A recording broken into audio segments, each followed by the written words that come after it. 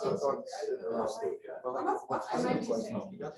scared about it that like everybody was wearing masks.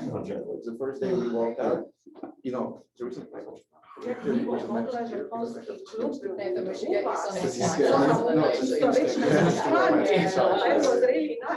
then when we walked outside, Wszyscy będą zaproszone soboty wieczorem. nobody's got Taki, wiecie, taki święta Mikołaja. My zapraszamy, wszyscy jest tam. which people say don't want to wear masks, you know, in class. And so I developed this kind of for them. Jest otwarty na system. I na następny tydzień będziemy o 15 biznesmen. Tutaj jest Polska, gdzie Polski jest Pawłowa.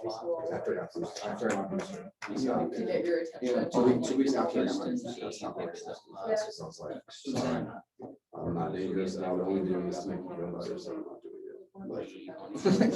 And it's like, I don't want to be even, but it's like, I don't know. But they don't say anything. Yeah, but like Randy would be like, or whatever, walk out. Today, one of my classes, the I professor nas brought food, pecan sad, like a bunch of food, like for lunch. będziemy zobaczyć We were sitting around eating it for like an irrigation, hour. jak sadujemy. Once we were done. Oh, yeah, it's surreal. It's like walking. It's it's too late. It's like, It didn't spread for a second. right, things spread. Yeah. Zobacz tego ksiądza You don't want Texas to- A&M and President. Yeah, Robią takie nowe warzywa. no, it's hard to get a booster now. Really? And the fact that now they We have an HEB. Did you walk in or what? Like, made it one the day before. But you said it 2 weeks ago. Andrzej Szwarc. A month ago. Well, a month ago, so it was easier. Right now it's almost Co impossible. on będzie powiedział? Really? Po polsku. Lepiej mówi. I got one. Będzie powiedzieć jak. Because I was at my 6 month.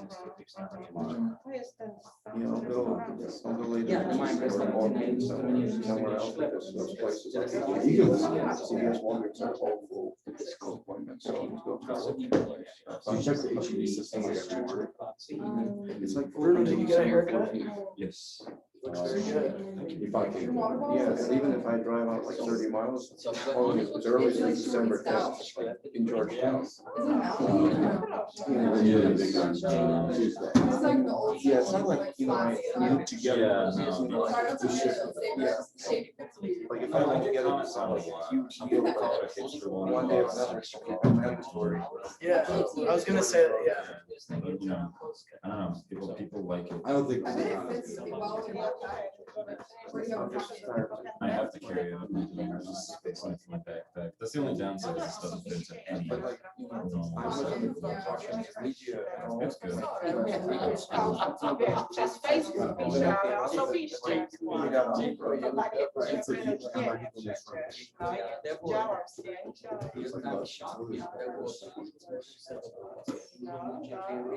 Nie byłem There's dates. Yeah, I want to see like.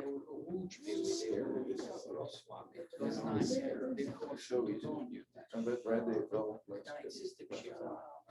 But we didn't go outside yesterday because he was feeling better. Я powiedziałem, były 2 lata temu. We won't wear one anymore, we're walking out. This is right.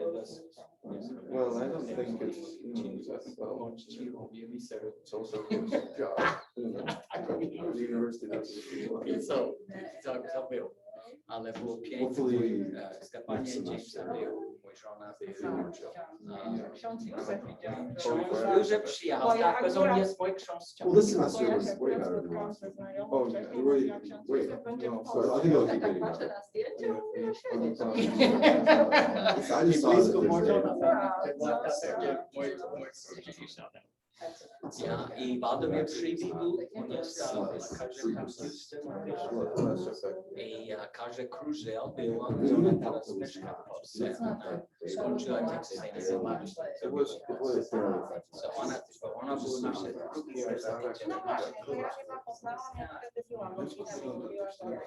And like, so like, I know a few other people, like good people, you know, who say like my child is not vaccinated. But right now they approved vaccine from 5 to 11. So like there's no that, but they still like, you know, they're still. They won't give up, you know, they won't give up. Like this will be forever, I think, until, not even until like our generation. Yeah, yeah, skończyli mi. I'm hoping the paranoia will be around. It'll be around forever. I just. No, I think this is. to jest kiedy najpierw. I think maybe we should give the voice to Nathan. All right, well, I thank everybody for being here. Before I start the introduction speech, just want to say two things. First of all, we have Polish desserts here, so kindly provided to us by Pani Kaminska. So thank you, Pani Kaminska. Maybe like as the treat afterwards, we'll all get into it. I'm just thinking, or we could probably do it now. It depends how much people want it. I don't want it to tease people. Okay, maybe yeah, we'll pass it around. How about that? So good. And then second announcement. This Saturday at 6:30, there's a Christmas party at Dr. Jim's house. Everybody is invited. It's going to be super fun. A meal is going to be provided. It's going to be cooked by members of the Texas A&M Polish Association. It's going to be Polish food. It's going to be delicious. Afterwards, we're going to do a bonfire, sit around a bonfire and sing Polish kolędy or Christmas carols. It's going to be great. So we're going to be looking for drivers as usual, and everyone's invited. So please, if you only can, try to be there because it's going to be a great time. All right, with that said, I want to welcome everybody. Before I begin the introduction, I am required by UT Austin's policies regarding student organizations to read the following disclaimer. Tonight's event is being hosted by the Polish Club at UT, a registered student organization. This is not an event sponsored by the University of Texas at Austin. The views expressed tonight are of the student organization / invited guest speaker and do not represent the views of the university or its officers. With that said, I'm thrilled to introduce tonight's distinguished guest speaker, Dr. Jim Mazurkiewicz. Dr. Jim is the Leadership Program Director for Texas A&M Agri-Life Extension and Texas A&M University Professor in the Department of Agriculture, Leadership, Education, and Communications. He earned his bachelor's degree from Texas A&M, his master's from Texas Tech, and his PhD in animal science from Texas A&M. Currently, Dr. Jim provides leadership to 3 extension / university leadership programs. First, the Governor Adolph Briscoe Jr. Texas Agriculture Lifetime Leadership Program. Second, the San Antonio Livestock Exposition. And 3, the Texas Agriculture Lifetime Leadership Emerging Leaders International Exchange Program. Dr. Jim is a native of the Brazos Valley, with his family originally settling in Washington County at the end of the 19th century. Dr. Jim married Kathy Gore of Houston in 1978 and are the proud parents of 3 children, James, Kathy Ann, and Stephanie. Dr. Jim is also the president of the Brazos Valley Fair and Expo and chairman of the Bryan / College Station Chamber of Commerce Agriculture Council. In his spare time, Dr. Jim operates a commercial beef cattle herd and is a certified national / international beef cattle judge. He has judged over 450 shows in 10 states, including every major show in Texas. He enjoys instructing youth in livestock judging. Most relevant to our cause, Dr. Jim is a board member of the Polish American Chamber of Commerce, is president of the Polish American Council of Texas, or the PACT, and is the advisor to the Texas A&M Polish Association, or TAMPA. Dr. Jim is a tremendous leader in the Texas Polish community. In fact, his service to Texas Polonia has been so great that Dr. Jim has received the Commander's Cross Medal of Merit from the President of Poland and the Medal of Honor from the Polish Minister of Agriculture. Before we start tonight's event, I would like to provide everyone with a brief roadmap of how the event will proceed. Dr. Jim will speak for roughly, well, we started a little late, so let's say 30 minutes, I'm not sure exactly. And then about his family history, the 5 different Polish dialects, and his experience serving the Texas Polish community. He will then take Q&A for around 5 to 10 minutes. With that said, I now welcome Dr. Jim. Dziękujemy. Ja bardzo cieszę się, że tutaj z nami. I'm real excited to be here with each of you tonight. When Nathan called, he said, "You want to do it by Zoom, or would you come?" And I said, "Sure, I'll come." And I think it's more how to say personable, and it's just better to do it in person. And it just seems a little bit more distant the other way. A couple of things is I want to reiterate, I would love to invite all of you, your friend or whatever, just let us know for Saturday night to come in and share with us the Christmas party at our house. And so please come if you want to come. If it's too far to drive back, if you want to sleep over, you can stay over as well. I've got plenty of room, so don't worry about that. Also, I'm going to have a young man from Poland with us. His uncle is a Eucharistic minister at Our Lady of Częstochowa. I forgot his name, but anyway, he wants to get into the beef cattle business. He's a big farmer over there. He's about 21 years old. He's got about 2,000 acres in Poland, and they're wanting to get into beef business. My actual training, my PhD, my BS, everything's ag and beef oriented. And I have registered cattle. I've got cows myself still to this day. And I'm very involved in that as well. As Nathan said, I'm very involved in the Polish community in Texas, continue to be involved on a daily basis. Daily, I'm talking to Poland every day to somebody or helping connect, put people together and step back and let them go ahead. I'm sort of a bridge builder, a connector. Next week, I'll be hosting with Susanna with PI, the Polish Investment and Trade Agency out of Houston. I'm helping her host 15 businessmen and women from the Polish American Chamber of Commerce, or the Polish Chamber of Commerce in Warsaw. We're the American one out of Houston. But anyway, I'm going to be hosting them, and they are involved in the food business. Everything from vegetables to fruits to meats and whatever from all over Poland, not just Warsaw, but the headquarters is there. They're going to be here in Austin for a couple of days. They're going to be in College Station for one afternoon. I'm going to have them for dinner at my house, and then they're going to go back to Houston and fly back out. If you'd like to meet them, I invite you to meet them as well. And they'll be here. I'm going to be giving a tour, a personal tour of the Capitol on Thursday about noon, I think is what's on the schedule. And I learned some new information about the two statues I'm adding to my Polish. I think Eric gave the Polish Polonia deal, and he said that most of those were slides from my presentation. He didn't give all of them, but that's an hour-and-a-half presentation. But since then, I'm going to add to that. I have found out the sculpture for those two statues as you walk in from the Congress. When you walk in from that side, the side that's facing that way, that would be south. The two statues of Sam Houston and Stephen F. Austin were carved by Elizabeth Ney, whose mother was Polish, and I think she was a Kaminska. And she came with her husband. Her husband was French-German, but her mama was 100% Polish. And she's the one that sculpted those two white marble statues of the two early heroes of Texas history. So I think that's pretty cool. And I just found that out by accident because I was researching the Leando plantation there where they trained troops for the Civil War in Hempstead, and that's the Brazos Valley. And I'm big on history and everything. And I just stumbled into that and I said, oh my God. And it said she had a Polish mom. So then I looked that up. So I'm going to put that in there to talk about that and to celebrate that as well. Well, let me just say this a little bit about me. I've been in agriculture my whole life. I've been with the A&M system 43 years. I also lived in Chicago a year before I went to work for Texas A&M. I worked in the old meat yards where the book Jungle was written. Okay, I actually worked in the last beef and lamb killing and processing plant in downtown Chicago. And when I worked the plant, they actually thought I was born in Poland. And a lot of those people thought I was first generation or I just come over on the boat. My English was, and I got a Texas accent now, but my English was still probably had a little brogue to it, And, but I had a good time because most of the people working in those plants were Polish.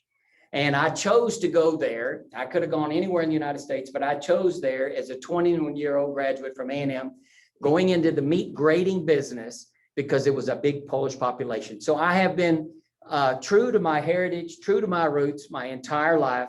And I have my grandmother to thank for that. And so Franciszka Józwiak Mazurkiewicz. And we'll talk about that here in a minute. I'm going to talk about my family, and I hope that's okay that we talk about that. So you know a little bit about me. You see me as the professor, the head of the Dolph Briscoe Texas Agriculture Lifetime Leadership. Dolph was twice governor of Texas. He's a graduate of the University of Texas. And he gave me $5 million. He didn't graduate from A&M. Why? Because he loved agriculture and he loved rural Texas. And he loved the program I'm leading. That program is equivalent to a master's degree in actual classroom. It's 500 hours worth of training. And I do 24 people every 2 years. So that's like having 24 master's students. And I provide all the curriculum and all the training and the education they get in that 2-year period of time. And I raise all the money too. I've raised over $12 million in the last 20 years since I've been there. And I'm the only entity in the College of Ag that's 100% self-funded and no taxpayer dollars. So that tells me a little bit about that. But now let me tell you about Jim Mazurkiewicz and where we got started, okay? Because, you know, you see the guy today, or you see Professor Kaminska over here, you see them as that, but you know where we came from. We were students like you at one time. I come from very humble beginnings, very poor family. And why can I speak Polish, Bruno, at 5th generation? Why? It's a treasure of the poor. We were very poor. We stayed close to our roots and our heritage, and I inherited that. And what a beautiful treasure that I can speak it today. I can travel Poland by myself. I did not inherit anything from my family material-wise or money-wise, but that gift of my heritage. And I've always been proud to be Polish. And people ask me, first generation, how come you're so Polish in your 5th generation? We never knew we weren't anything but Polish. I've always been Polish. And your kids and your grandkids, someday you're going to understand that when they're 3rd and 4th generation. But to have somebody, but to be raised poor, and the treasures I've received from my family was the gift of my heritage. So let me tell you, this is what we're going to talk about. Am I in the way over here? These are the different subjects we're going to talk about. I gave you a little bit of introduction about my professor part. We're going to talk about Jim Mazurkiewicz, just Jim, okay? I'm going to show you a map of Texas and the Polish parishes. The reason I did this, I didn't get to do it, but I was going to give this presentation to the village from where my family came.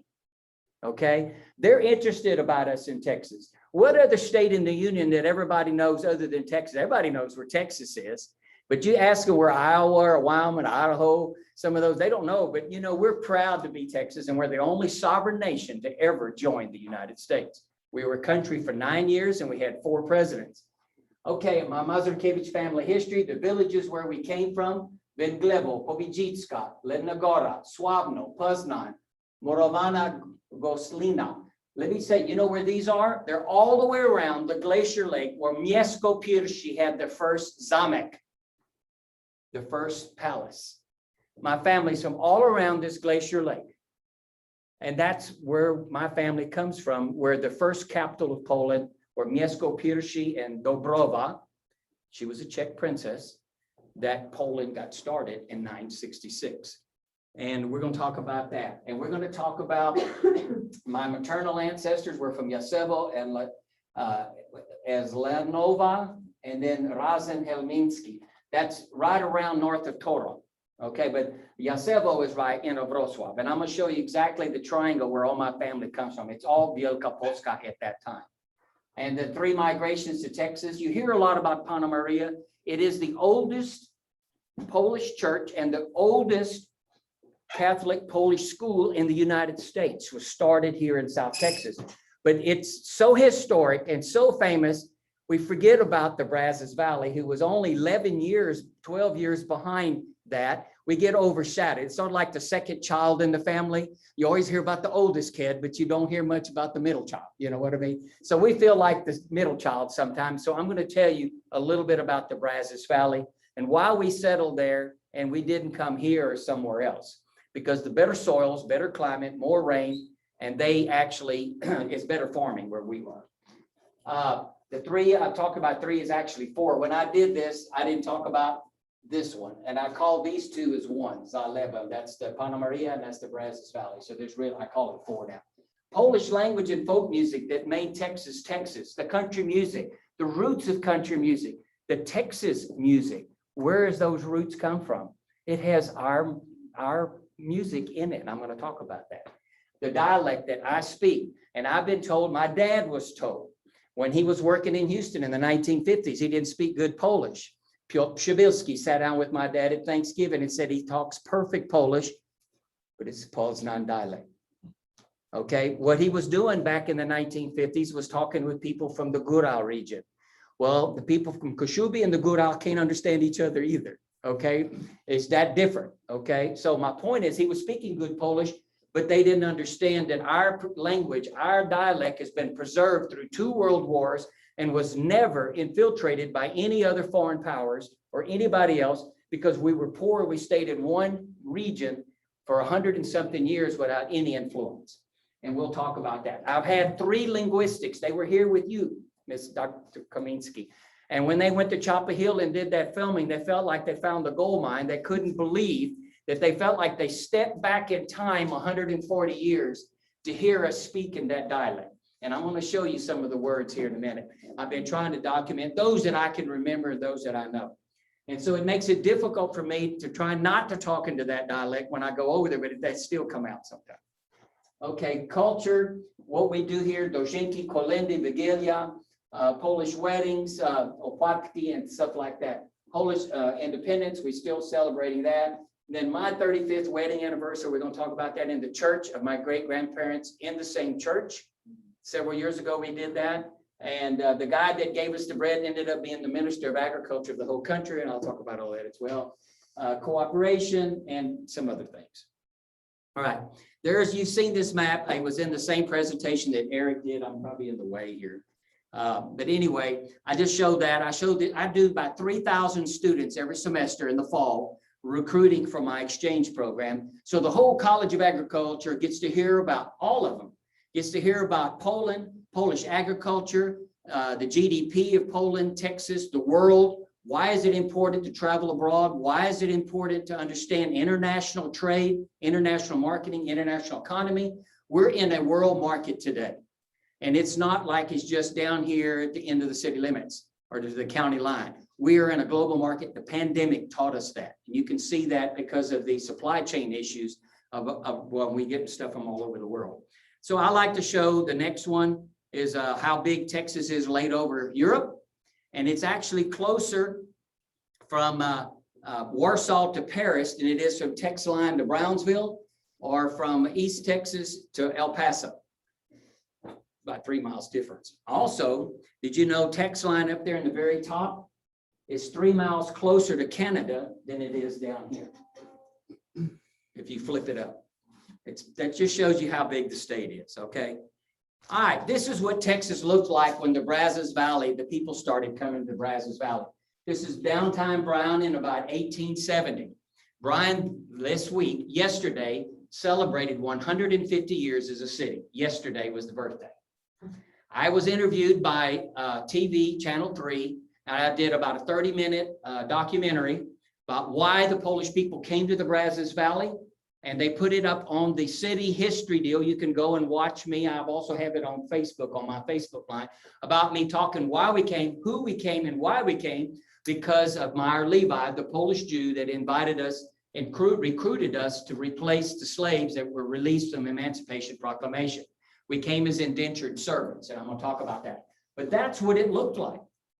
And 3 years later, they started the Catholic Church. The first thing they do in Bryan, Texas, the St. Joseph's Catholic Church was started by Polish immigrants.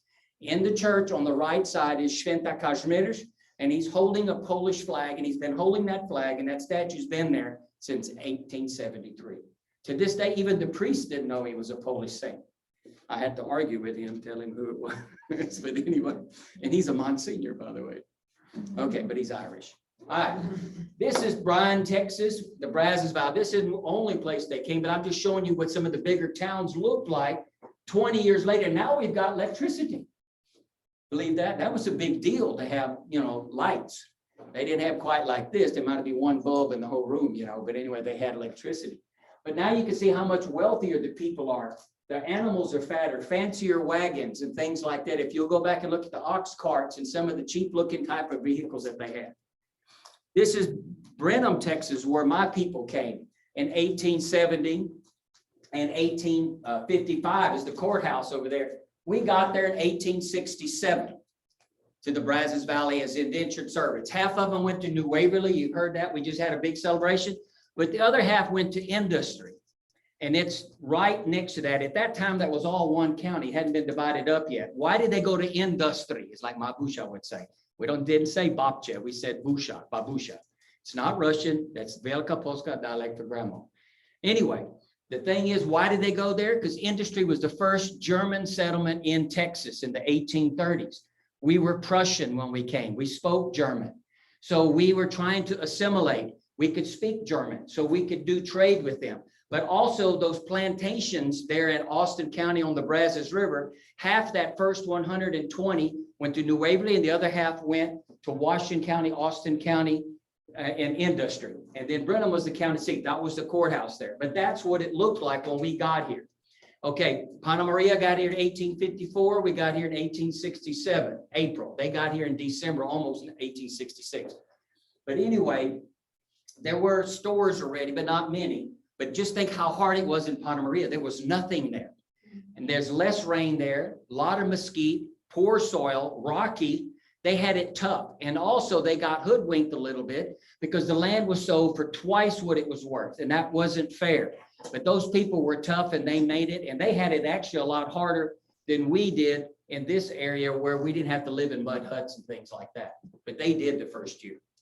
Okay, but just wanted to show you what it looked like. It was already something there, but we came and worked and picked the cotton in the place of the indentured, the slaves that were released. Some stayed and worked as well. But I grew up side by side with African Americans picking cotton myself till I was 13 years old by hand, side by side. We grew up with African Americans. And I grew up in Waller and Washington counties where there's two heaviest concentration of African Americans in Texas. When I grew up in Chapel Hill, Texas, most of the African Americans could also speak Polish because they worked with us side by side. And I'll never forget holding hands with my grandfather going down Chapel Hill. And he told me, nic nie mówi po polsku, because oni rozumiem, co ty mówisz. And they said, don't say anything in Polish because they understand what you're saying. A 6-year-old might say something stupid, okay? And something, whatever. But anyway, we did side by side. And you might be surprised by that. But we grew up simultaneously, just like the Jews and the Christians grew up together in Poland. We were always open to minorities and cooperation and collaboration. So keep that in mind, okay? Polish settlements. This is a map. This is the Pana Maria group, and this is the Brazos Valley. There's 14 parishes here that they didn't all start in 1854. They go all the way to 1900. The same thing here. And there were two groups that came. They came from Upper Silesia, but not all of them. There are some from Poznan as well, and I have that. Cotulla, Texas, down here. The name Cotulla was started by a man that was from Poznan. He wasn't from Silesia. But anyway, he registered his cattle brand in Pana Maria because there were Polish people and he had something in common. They considered themselves Polish, not Silesian. They were considered Polish and they were proud of that. But we have different dialects. You have Silesian, Wielka Polska, Górale, etc. Okay, Kashubin, we're going to talk about that. So here's the two. This is along the Brazos River. And originally it was right here where the 12 plantation owners got together. Meyer Levi owned 3 general stores, one in New Waverly, one in Navasota, and one in Mahia. And the 12 plantation owners went to him because he was Polish. He could speak Polish. He was a Polish Jew. And this is in 1866, okay? And so they asked him if he could recruit. So he went to Poland, recruited 120 people to come back to work on the plantations. And that's how we got here. Father Machagamba came here 2 years before the group came, and he came here on purpose. And I think because there were Polish people in New Braunfels already, they may have written back how well and how prosperous the Germans were doing. He decided to come to Texas and then saw that. Then he invited his family. I'm still working on that, but I do know there were 2 or 3 families already in New Braunfels that were Polish descent. And so that may have been the reason he came here. He may just come out of just curiosity. But then he found out how well people were doing, and that's why he came, then invited his family and all those others. And then this big migration started here in this South Texas, where the PHC Center is, where y'all went here the other day. I'm on that board as well, and I'm proud to be working with them. Here's the 2 migrations right here. The Upper Silesia right here for the South Texas Pana Maria. And then right in here is Kanitsa, where actually Meyer Levi was from, and he recruited the first 120 from right around here, 50-mile radius of there. That was for the Brazos Valley group. And this is just the same thing again, and it talks about the 4 different groups. We had 2 of them, Zaleben, that's for bread, for a better life, for the economy. They had it tough over there. Bismarck was tough on them. And I have that in my other slide because they were trying to Germanize it. In 1830 already, the courts were not allowing to use any Polish. Everything had to be in German. So if you couldn't speak German, you couldn't even defend yourself or talk, you know, in the language. So think about trying to go to some other country and defend yourself and not being able to speak your native language or defend yourself in the courts. Then about 1850s, everything was already in German for schools. And so they had against the church, because the church was sort of like the extension service who I work for. They're the ones that work all over. I'm with A&M, so we spread information, research information out to all the counties. The church was that extension service that helped spread information, that also was the conduit to the people. And there was a priest in every village, a priest in every community, or a rabbi in every community as well. And so they were against that, and they were trying to de-Catholic. They said the Catholic Church was too strong. So they embraced their heritage, their language, and their faith. And so that was the main reasons they left Prussia. My family said this: "Mnie uciekaliśmy Polsce, uciekaliśmy Prussię." We did not run away from Poland. We ran away from Prussia. And when we came here, we started New Polonia. And that's why I can speak it, and I'm as Polish as I am today. We like to show this, if we do that. Okay. Anyway, I think Eric talked about this. I'm not going to spend a lot of time on this, but I'm spending a lot of time on the Battle of San Jacinto and the 43 freedom fighters. I have brought that to the attention of Texas Polonia already now 3 years ago. We now have a roll-up about Andrei Felix Warszawski, and I think he played a bigger role in the Battle of San Jacinto than we all realize, because he was a trained professional in the military university in Warsaw. So were the other 42. And if he could have spoke the English language, they'd have made him a captain, but they left him a lieutenant because he didn't have command of the English language. But he was still a strategist, okay?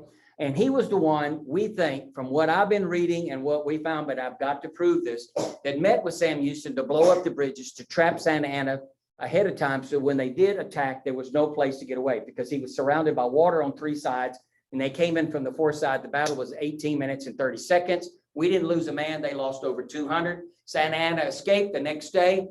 Warszawski's patrol brought in this gentleman in peasant clothing, and the Mexicans that they had captured was saluting him. They knew they had somebody of importance, but they had no idea that it was Santa Anna. And then Santa Anna turned over Texas to Sam Houston, but it was not recognized at that time. And so there was a little bit of dispute about it, but he did. He was the commanding general, but he was not president at that time. He was president. He resigned 2 years before that so he could lead the troops against the Texans who were revolting. He then became president again later. And but it was finally ratified that Texas belonged to Texas. Okay, but technically Texas was given to the Texans on April 22nd when Santa Anna was presented to Sam Houston. So anyway, I'm working on that. My goal is to have a bust made and get approved by the Texas Historical Commission and put in the rotunda of the Texas Capitol, because in 1936, the 100th year anniversary of Texas, the World's Fair was in Dallas. And they honored Warszawski as one of the 3 most important heroes in early Texas history. Sam Houston, the first president, okay, and general for the Battle of San Jacinto and of our military to help us win our independence. Stephen F. Austin, the father of Texas, who brought the first 300 to Texas. And Andrei Felix Warszawski for helping to capture Santa Anna. And so we're working on that. I've got some books. I've got one book that there's only 4 in the United States. It was found for me in Poland, and we're translating it into English. So those of you that are interested, it's not that big. I already Google translated the thing and read the whole thing myself the first day I got it. And then I've got another one that's also about him, but it's a fictitious novel, okay? But there is some good information in that other one, and I want to get the Polish government to help me because I know there's some information over there, some more information. So anyway, let's talk about the dialects. How many dialects were there at one time in Poland? Not this one. Originally, there were 23 different dialects. Today, it's going to get down to one. And it's what I call the Warszawa dialect. Because why do I call it that? It's the capital. It's going to dominate. But why? Because of television, or radio, television, the internet, whatever. And that's the capital city. So that language will dominate. And if you don't believe me, go back and research all the way back to the 1800s and find out that there were 23 dialects. But we weren't quite as integrated as we are today. Okay? Even today in Texas, I never said you guys, because I knew you were from New York if you said that. But I say that, catch myself saying it sometimes because I hear these guys on television doing it all the time. So I'm picking up some of that New Yorkish stuff too, because we've got this TV or internet, whatever today. So I call the language they're speaking today the Warszawa dialect because that is the capital, that is the place, the seat of government for the national government, but they're still within the countryside. Not that they are less educated than anybody else, but they still speak, you can still hear the dialect in the countryside. Now, all right, let me just say this, the villages of my family, I told you where the big cities was Poznan, Bydgoszcz, Toruń, and Inowrocław is where my family from. So see this little triangle right here? That's the Wielka Polska dialect, even to this day, spoken in the villages. That's where my family's from. And from Poznan to Inowrocław is about 40, 45 miles. It's not that far. It's closer than here to Bryan, okay? So you can see all of my family spoke the same dialect. So we had no problem talking. But there were some people in Chapel Hill that were from Płock, and there were some on the Russian side, but it was just right on the line that uses a few different words or a little different dialect than what we would say.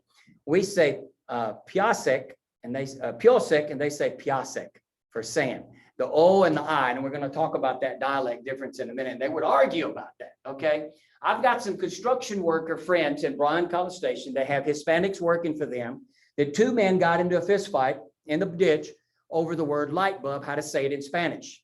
There are 5 different ways to say it in Spanish, depending on which dialect and which region and which Hispanic country you come from. In Poland, there's 5 ways to say potato, depending on where you're from. Okay, we say piri, pirka. You know exactly what I am, a Poznański pira. I'm a potato head from Poznan, okay? Then you got grule, you got kartofle, you got ziemniaki, and rzepa is from Czarne Dunajec. I know what rzepak is. This is rzepa. It's only used in that one village, and that comes from Krozew. And then all these other górale, you know, they've got a word for it. So depending on the word you use for that one vegetable, we know where you're from. And by the way, that word, potatoes are not from Europe. They're from South America. Why did the Poznański people say piri, pira for Peru? Because that's where it came from. And they were part of Germany. And so that probably came from them, and they were using that and kind of made a Ponglish or a German-ish or whatever, something word out of that. And the thing came from west to east, a lot of things at that time. Vegetables, I know, came with the first queen of Italy, came from the south. We say marionka, you say marianek for the same thing. It's a spice. It's like oregano. It's in that family. And that's, we'll talk about that in a minute too. But anyway, but I wanted you to see that. Now, why is this right here kind of Novi dialect mieszane? Because this was not a part of Poland until after World War II. And they re-established people in here from all different parts. So all these dialects in here are mixed up. But when I go back here and I go into the villages there, I don't have a problem with what I learned speaking.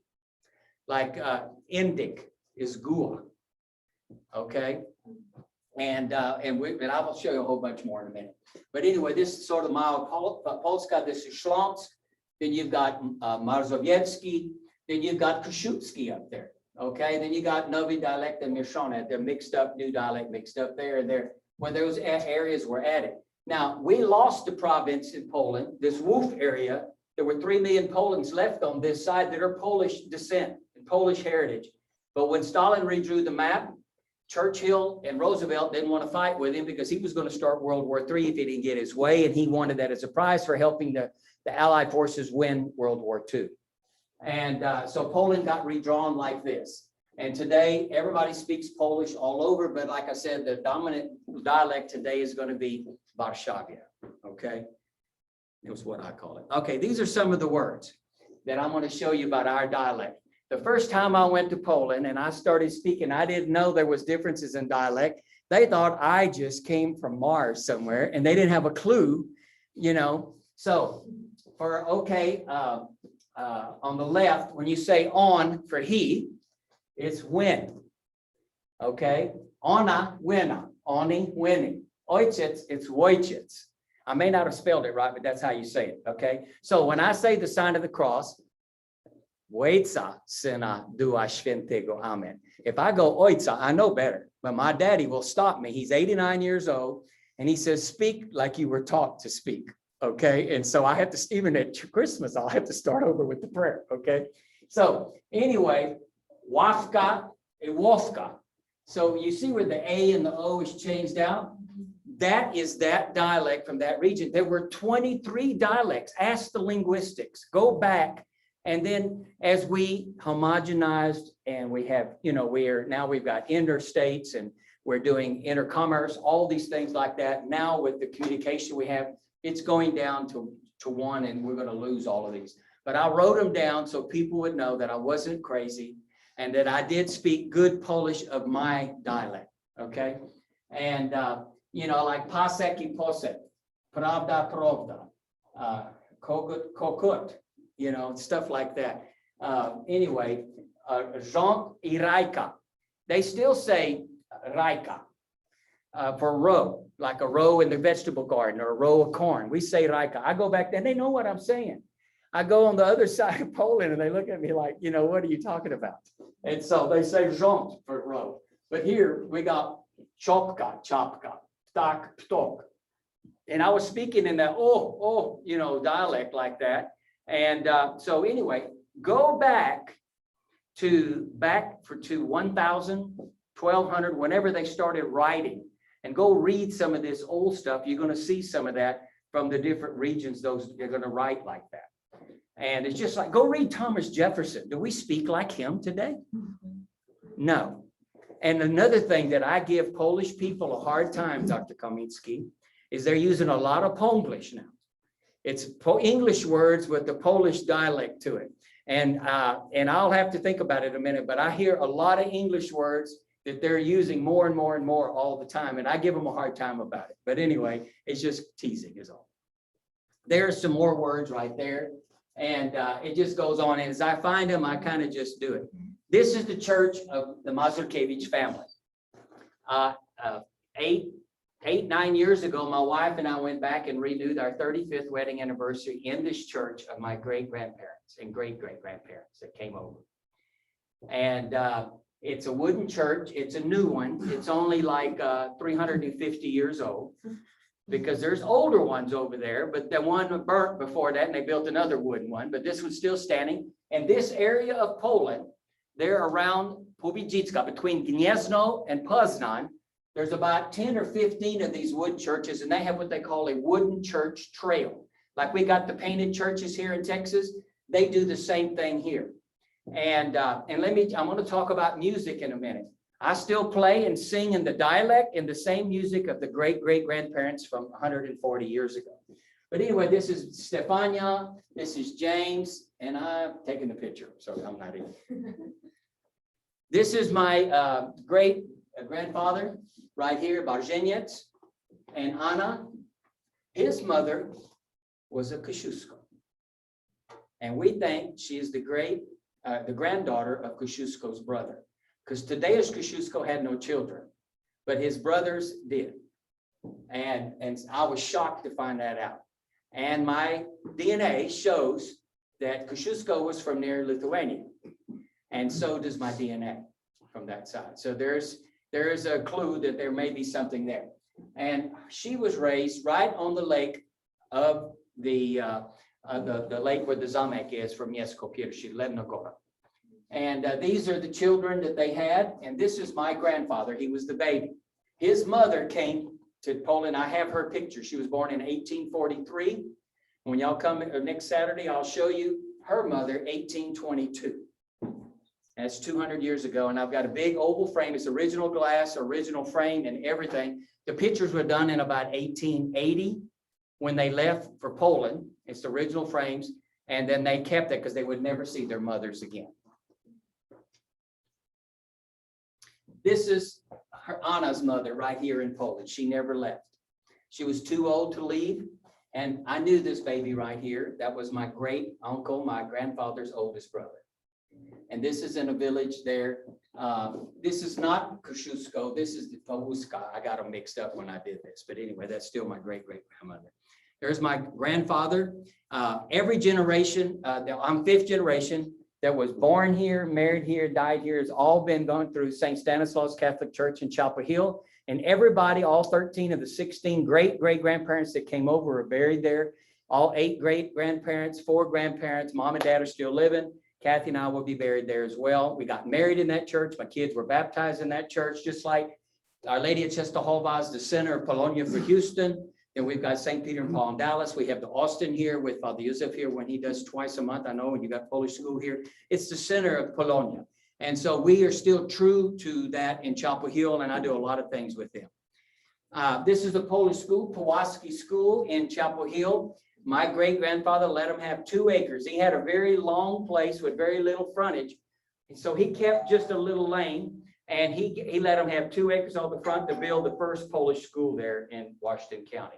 It was called Pulaski. And I need to cut this off. I bought some embryos last night. Anyway, these are those kids, and I forget what year this is. Does it say on there? 1927, that picture was from that school. This is my dad and mother and our family a few years ago. This is my brother. We look a lot alike, but he's a little chunkier than me, a little stouter made. And this is my family here, my mom and dad. And this is his 2 kids right here and one of their grandkids, and my family, my sister on the end.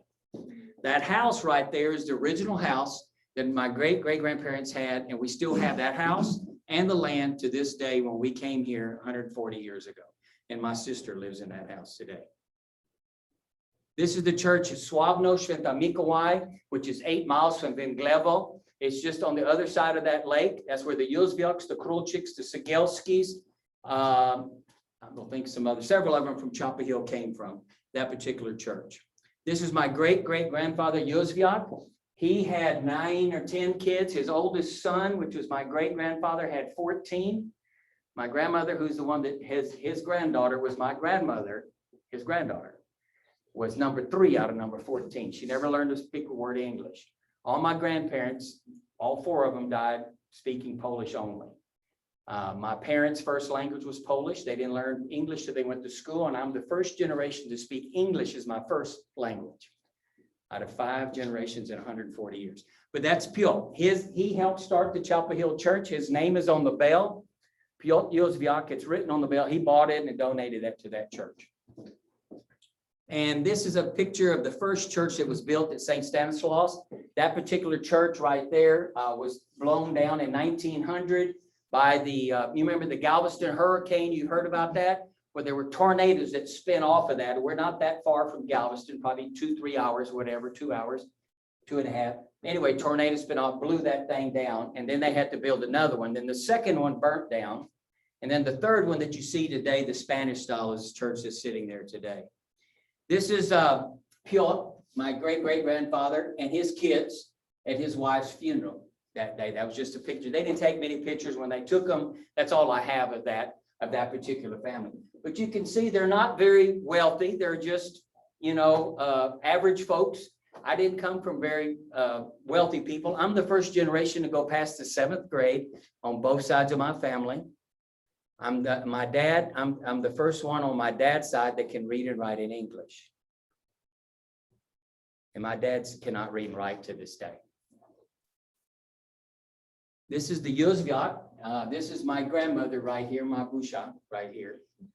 And she married that little boy in that picture I showed you a while ago. The other one, these pictures were made in 1910. And this is his younger brother, Michael. This is Stella Twardowska.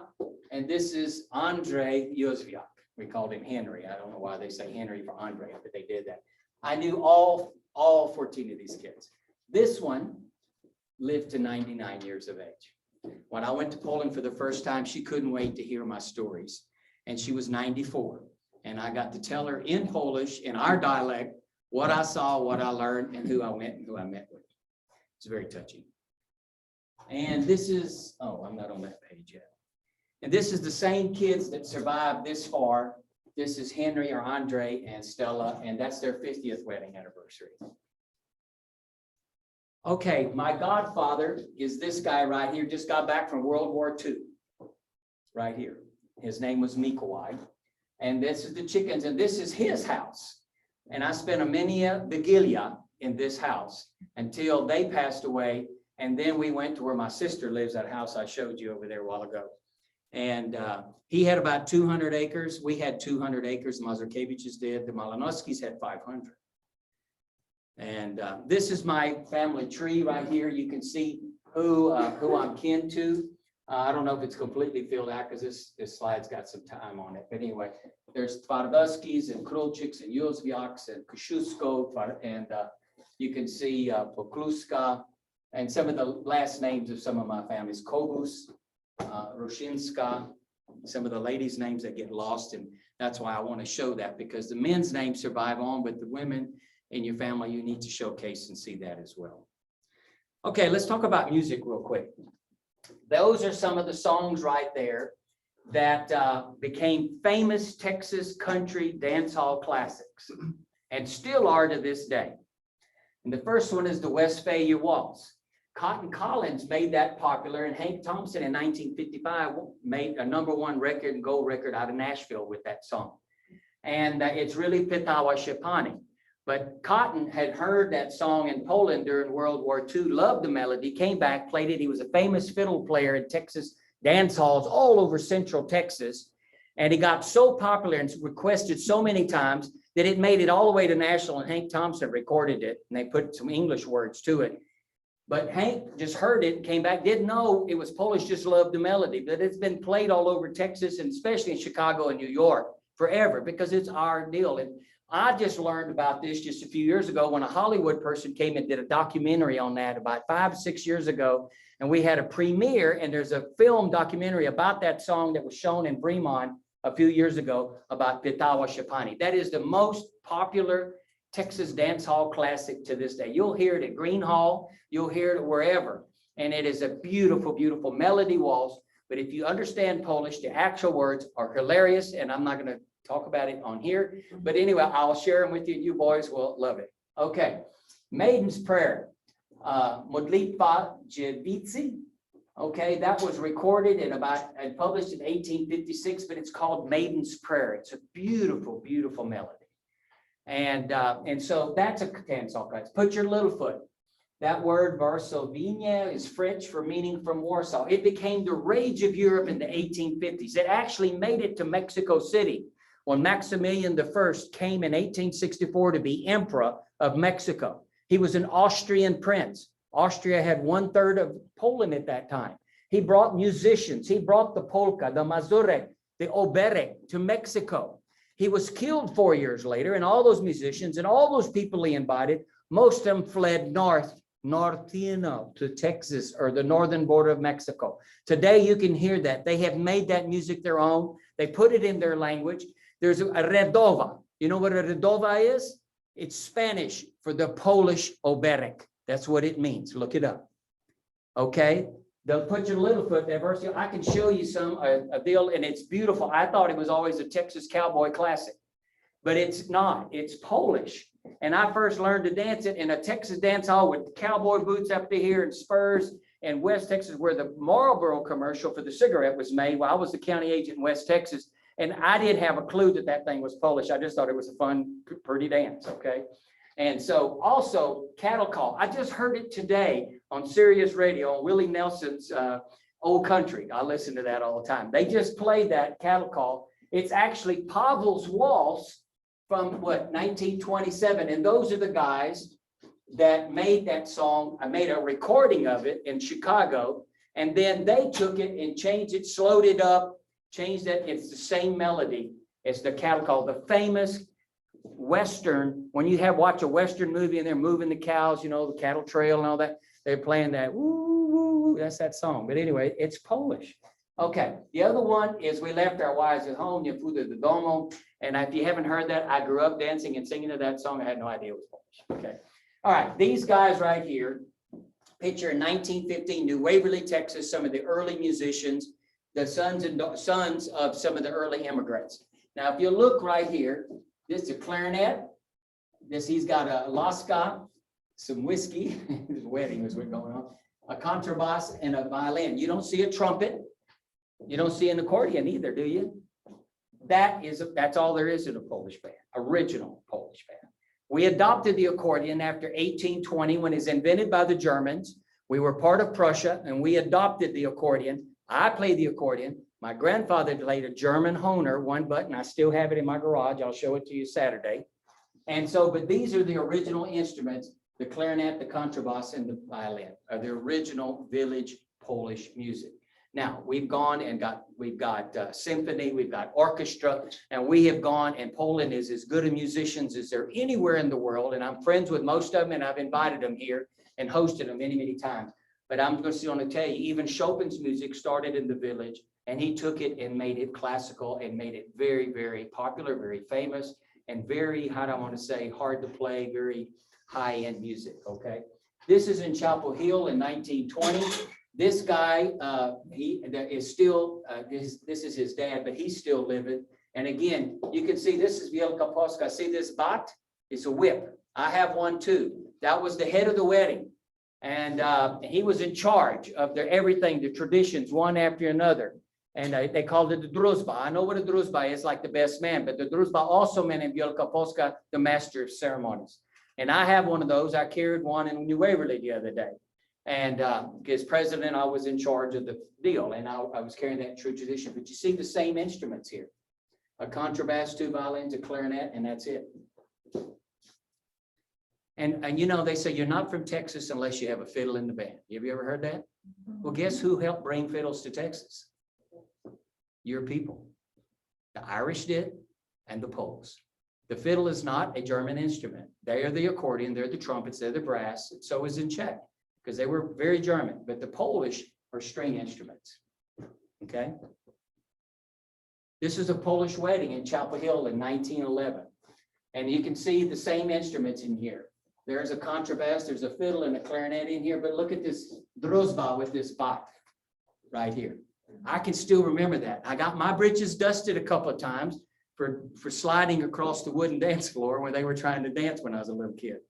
And I'm going to go through these real quickly. This is me and James playing. This is me playing and still playing the same music. And we do that not because it's popular. We do it because it's our history. It's our heritage. And people, I know New Polonia probably looks down on that. But in Texas, the Germans still play their old polkas. The Czechs do as well. The Poles need to too, because that's our music. The oberek, the mazurek, that's our music and our contribution to music in the world. And we not need to be afraid of that or be ashamed of that. I like country, I like modern music, I like everything, but that's what makes us Polish. And some of this other is stuff we've adopted, and that's our roots. We need to remember that that's what we brought to the table. If you ever heard of Johnny Cash, have you ever listened to his song? Do you like Johnny Cash? I love Johnny Cash. Every one of them is a polka. You dance a polka if you're going to dance to his music, every one of them are a polka. Now go back and re-listen to those and see if I'm not right. This is our dozinki in Chapel Hill. It's not as big and pretty as y'all's, but I've been doing this for 14, 15 years there, trying to keep the traditions alive in Chapel Hill. This is me and my wife and our dozinki. And then I'm real proud of this. We did this when we hosted the PACT. These are 18 foot tall, and this is and they're in Kujavi, Struja, from the Kujavi region. And so this is just some of us, but we had a bigger group than that. That's just the only picture I had to put in there. This is Our Lady of Czestochowa, one of the biggest dozinkis in Texas. Very beautiful every year, and we are honored to participate. This is when we were celebrating in Chapel Hill. This is all that we had PACT there, like we had in New Waverly, we had in Chapel Hill. We had 575 people come to that in Chapel Hill. This is the group right here.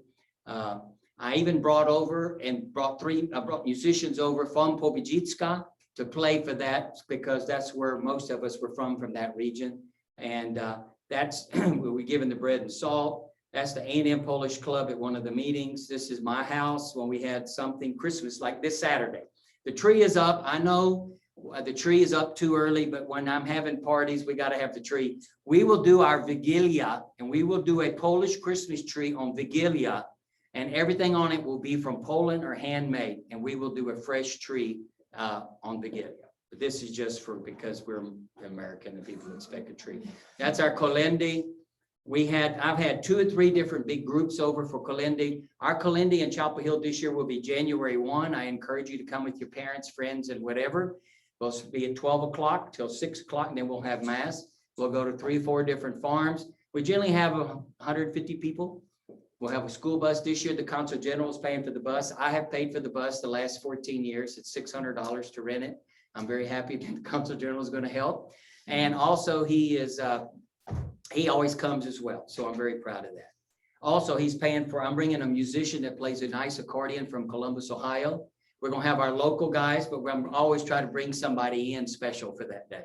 This is Kolendi 1 year in front of my great-grandparents' house that my sister lives in.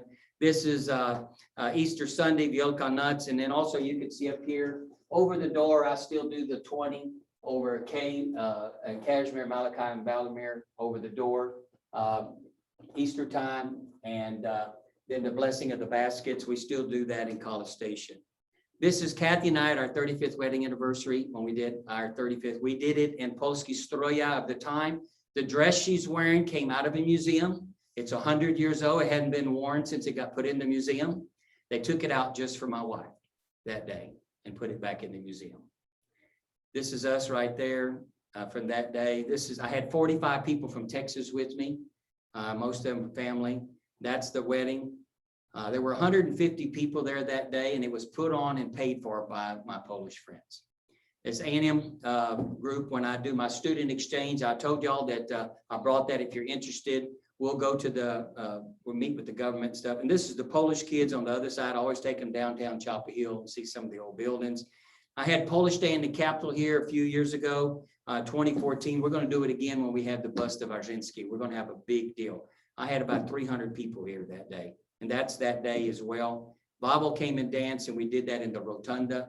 Some of you might have been there. I played at a Polish wedding last year or 2 years ago for this couple. They won Mom Talent, second in all of Poland out of 8,000 entries, the only musical group to make the top 10, and they were second. And they asked me to come play I played the father-daughter dance for them back, because we've had them over here 6, 8 times. My son is the one that found them on Facebook. We became friends. I'm like the Teksański Jade. Okay.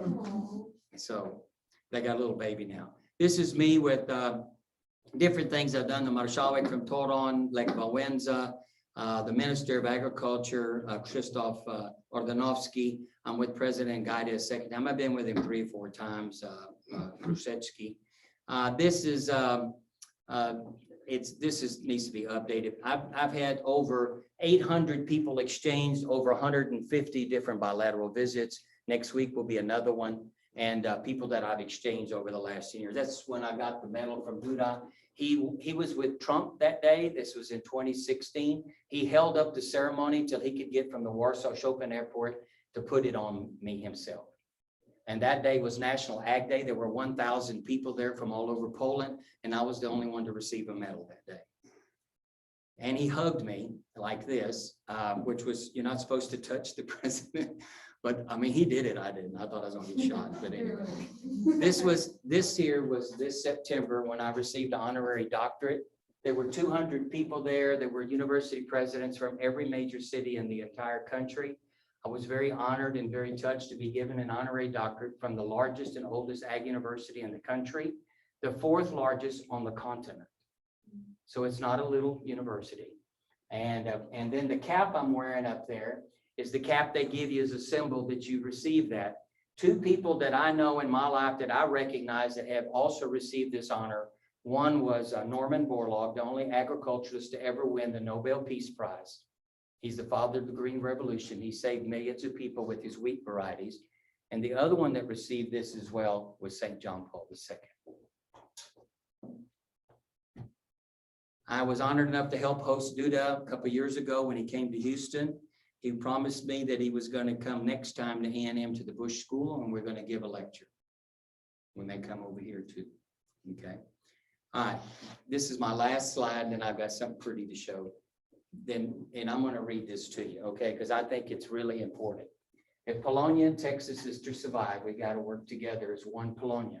That's okay, including old and new Polonia and all activities, events, and projects. UT, A&M, Texas Tech, Sam Houston, I don't care. We are one blood. We are one ethnic group. We have to stick together. There is no future Polonia without new immigrants. They help revitalize and they've helped re-energize me, okay? And the influx of new Polish immigrants keeps our culture and heritage alive and strong. We must invest in our youth. That's why I've been on some of your rear end for a long time to help get something started. Not only here, we're talking about Texas Tech right now too, getting a club started. We got one at A&M. Let's get some more going. And then let's do some Zooms with Ohio, Columbus, Pennsylvania, where they've got clubs around the country, and reach out to them. We're one Polonia. You never know when you meet somebody in the university setting like this, and in 20 years from now, you're going to be across the table doing business and you already having a relationship. That speeds the business process up tenfold. Okay. In addition, there's no future Polonia without recognizing all of Texas Polonia, including all of rural and urban Polish communities. Now that's Texas. And I'm proud to be a Texan. I'm proud to be American. I'm really proud to be Polish.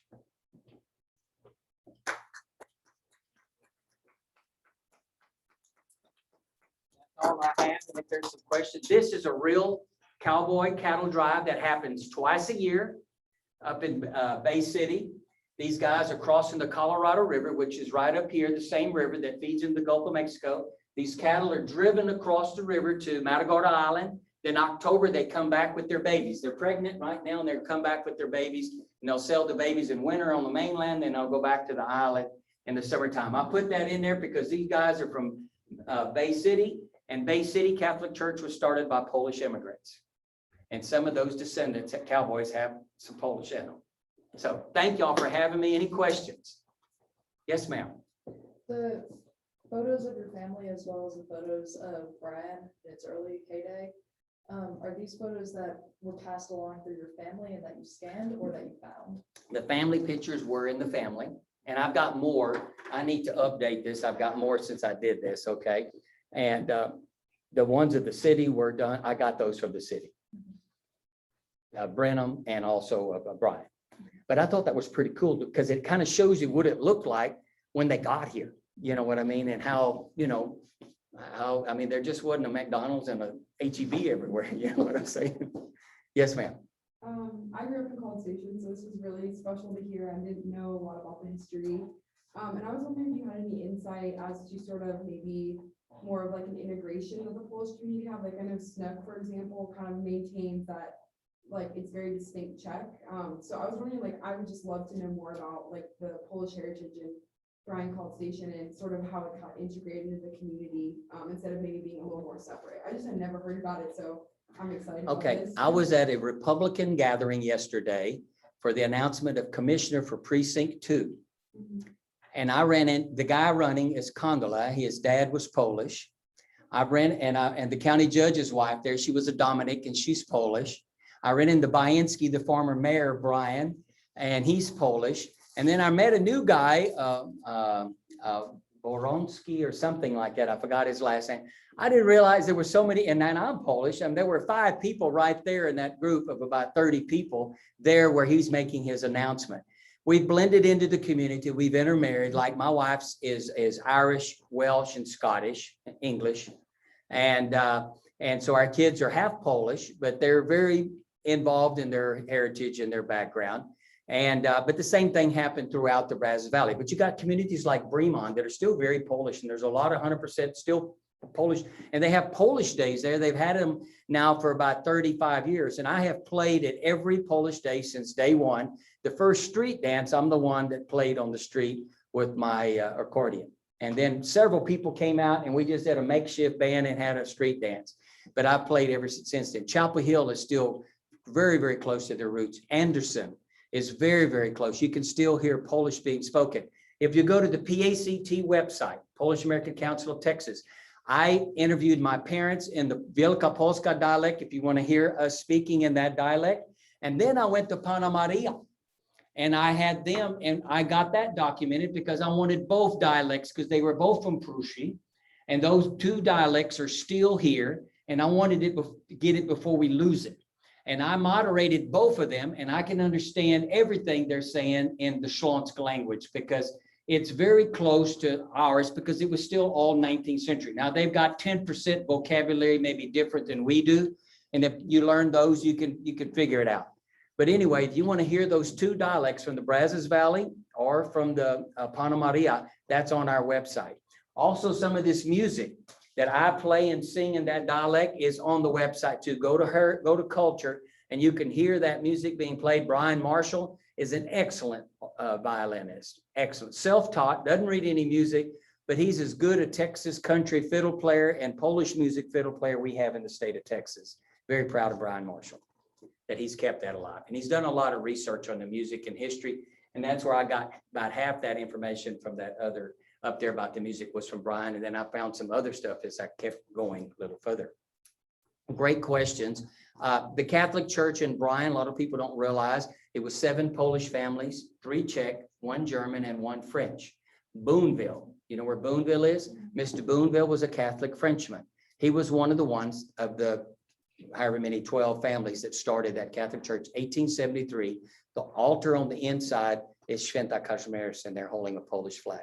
And Father John, that was there for 40 years, 30 years, whatever, didn't know that was a Polish saint. I said, that's a Polish flag. I mean, you know, so anyway, and I said, he's got a crown and not a coronet. A bishop would have like a coronet, but he has a crown. So he's a prince, and that's who that was. Yes, ma'am. Did you mention Navasota as well? Yes, I need to mention Meyer Levi again. Okay, yeah. Meyer Levi, as I said, was a clerk. He owned 3 stores. He had a brother named Samuel. And they're all buried in the cemetery. I spent 4 hours about 3 weeks ago on that Saturday. I think I sent all the information I found to Nathan. And they were all from Poznan or Kanica, all in that area. And it's written on their tombstone. They were Polish Jews. And Meyer Levi was asked by 12 plantation owners right after the Civil War to go to Poland because they knew that some of those people were looking for a better life. And we're trying to escape there, and we're willing to leave. So he went back, recruited 120 people, came back, half went to New Waverly, half went to Industry, which is Austin County, and in that area, and some Chapel Hill too, but those were all mixed in there. And but Meyer Levi was responsible for bringing, and then those 120 wrote back home, just like when Machagamba brought the first group of 100 families to Pana Maria, they wrote back home. And then the 2 groups started coming from Wielkopolska, Kujawi, because that's all one, that Kujawi, Wielkopolska was all Wielkopolska. It was called the Poznan region area anyway, even though the city was the main capital there, but that whole region was called that. And then you had Upper Silesia. But that's really interesting that those 2 groups came about the same time. By 1880, there were more Polish Catholic churches in Texas than any state in the United States. So what happened after 1880? You have to know U.S. history to know our history too. The Industrial Revolution. There were more jobs, and people didn't have to work in the fields. They went to Chicago, Detroit, Philadelphia, New York, etc. And they went there. And I've got half of my relatives are up there. And I just found out by reading old obituaries that the brothers to some of my great-grandparents half went up there and half came down here then later. Interesting. I love genealogy. I love history. I love Texas history as well. And we're finding out more and more that there were Poles that played a big role in Texas history, but the names were changed because the Poles couldn't write in English. So whoever they tried to phonetically spell their name, and some of these names got butchered. And so it's not pure Polish name written in it. You got to really look to see that it might have been misspelled, that could be a person of Polish descent. So when you're doing your research, be real careful. Don't take it for granted. Or some of them, I just took an English name just to make it easier. If they had a name like Mazurkiewicz, they might have just said Smith. I know families that last name was Piątek and they changed it to Friday because that's what that means in Polish. There's a Felipe name in Anderson, and they changed their name to Philip. and wrote it in English. And that's what Philip is, Felipe, okay, like a little Felipe. But anyway, great questions. Anything else? I probably kept you longer than I should have. But I'm very passionate about this. I hope that I can inspire a little bit of excitement, a little bit of energy in you about your history. My deal is, as you get older, you got more contacts and more resources. Right now, I know you're trying to study, trying to graduate, trying to get a job, but never forget your roots, never forget your history, and never forget that you stand on the shoulders that came before us. We all do. So come Saturday, we're going to sing some Kalindi. We'll have a little bonfire. We'll have a little fun. If you don't want to drive back, you're welcome to crash at our place. Okay, just let me know. All right, thank y'all for having me. But Blanco has a festival this weekend, and there is a Polish master fiddler. Is I it was Brian? trying to find out Brian the Marshall's name. playing there. I think so. Is in Blanco is this weekend. Yeah, Speaking of fiddlers, if you want to hear the music. He will be there playing, and I've actually been to some of that. We've actually had Sandowski play, and Brian is a leader in that organization. So he will be there and be involved in helping put that on. They brought Polish fiddlers, they brought Irish fiddlers, they brought Texas country fiddlers. They brought all kinds of folks there to showcase the history of Texas. Thank y'all. Before everybody leaves, remember that there's desserts, and also let's take a picture I if was about to possible. say, before people leave and grab desserts, can we go out to the hallway and take a picture? Okay, let me share this. I did a film last week at Texas A&M on Pilecki. There's a little information